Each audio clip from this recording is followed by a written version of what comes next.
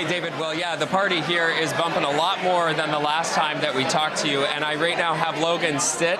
He is one of the younger volunteers and campaign organizers, a part of this group. You've been helping out with this campaign and you're just 16 years old.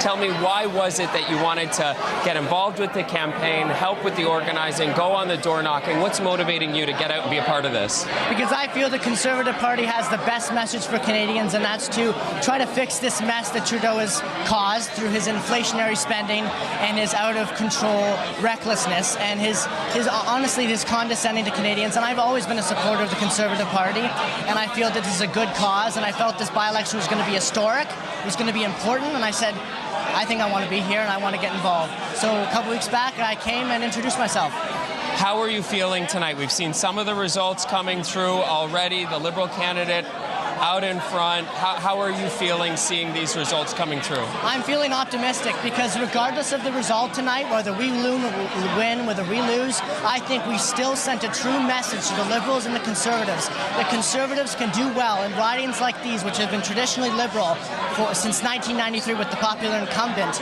and now she's gone. So we have an opportunity, and we proved that we can succeed in ridings like these and outperform expectations.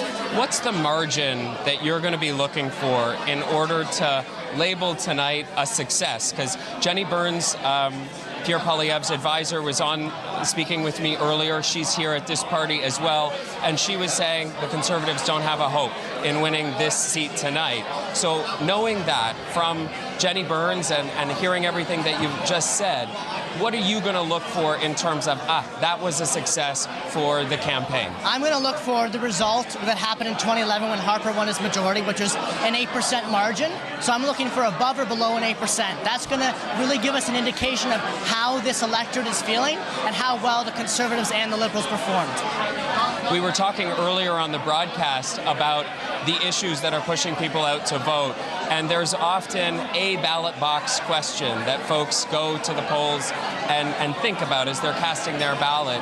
For you, given the door knocking that you've done, given all the people that you've talked to through the work that you've done on the campaign, what are you thinking the ballot box question is in this by-election? I would say the housing crisis. I would say the economy, the increased inflation over the past 10 years, the interest rates, which are making it more harder for people to buy a home and invest in a home and put down a down payment. And I think young people, especially like myself, are very concerned that we'll ever be able to buy a home one day. And it's very concerning. I think that's what really drove people to the ballot box, even parents, because they're worried about their own kids. They don't want to have their kids live with them, even though they love them. They want to have their independence for their children. And right now, they're not seeing an optimistic future for Canadians. One of the things that I've noticed as I've worked the room and talked to a lot of the folks who are here at this party tonight is that a lot of them, like yourself, are from outside of this riding. You're from Oakville, you were saying. Okay. And so outside of the city of Toronto, coming in to help with the campaign, here to celebrate tonight. But what does that say to you, that so many of the volunteers and the people who are part of this campaign don't live in this riding? I would say that means Conservatives are energized, and I think we care about winning this riding. I think we do. We did see a lot of volunteers from this riding, but I think you're right that there's a lot from outside of this riding in greater GTA areas, even in southwestern Ontario. But I think it just shows how energized Conservatives are to win this by-election and to give it momentum so we can win the 2025 election coming up, either in the spring or the scheduled fall. Another one of the issues that came up on the show earlier was the fact that there's a lot of fatigue or frustration around Justin Trudeau particularly. But one of the commentators that we had on the program was talking about whether or not Pierre Poilievre had more likability himself if tonight we would not be seeing a better result for the Conservatives. What do you think of that in terms of Pierre Poilievre's likability, especially going forward with the general election potentially next year? I would say he does have a lot of likability, especially compared to Trudeau and Jagmeet Singh. I think there's still a lot of work to do. We have a year ahead. There's a lot of movement that Pierre can make in his likability and in our seat count. We're seeing that even higher, but I think there's still a lot of movement that can be done.